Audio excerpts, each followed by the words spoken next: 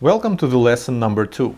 In this lesson we'll be discussing two major strategies of growing a blog with their pros and cons. I'm going to wrap up the big picture that I started painting in lesson number 1 and prepare you for the hacks and tactics that will follow. So here's the agenda for this lesson. We're going to start from studying the anatomy of the spike of hope, then I'm going to break down two major strategies of growing a blog and the challenges that they bring. Then I'm going to bust the "you should publish more often" myth once and for all. And finally, I'm going to say just a few words about the importance of converting random visitors of your blog into regular readers. So let's go! Part 1. The anatomy of the spike of hope. According to my observations, most bloggers have an unhealthy obsession about the spike of hope. It is just too satisfying and rewarding to watch your traffic go up pretty much the same day as you publish your new post. Instant gratification. Our brains are too addicted to it. But let's take a closer look at the so-called spike of hope. Where does this traffic come from? Well, what's the first thing you do after you publish a new article? You share it with your existing audience. You send an email to your email subscribers, you share the link on Facebook, Twitter, LinkedIn, and any other social network where you have some followers. In other words, you're asking your existing audience to come to your blog because you have something new for them.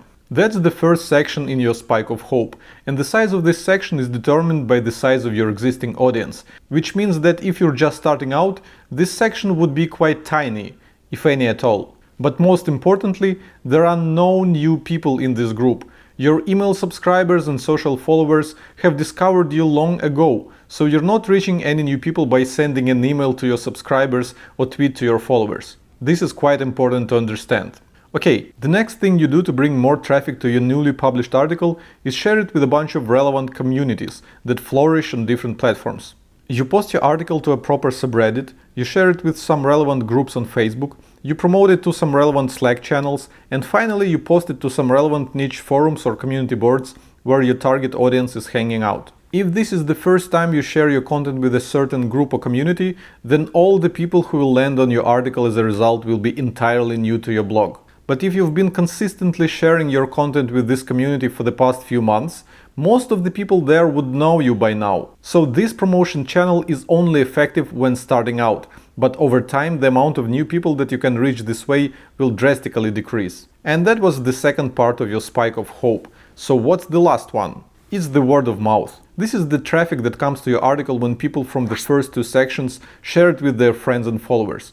This often happens passively, which means that you don't have to do anything other than publish great content that people will genuinely want to share. But you can also generate word of mouth proactively, by reaching out to people with big audiences and showing them your content in hopes that they will share it with their big audience. Passive word of mouth will usually improve your spike of traffic by like 10 to 20% if you're lucky. That's because most of your blog visitors don't have a large enough following to bring you any good traffic when they share your article. But if you'll manage to persuade a few big influencers to share your content with their huge audiences, that may send a tsunami of traffic your way. So proactive word of mouth can improve your spike of traffic by like 1000%. But that rarely happens, to be honest.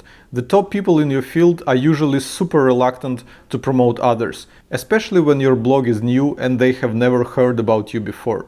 Okay, so let's wrap up.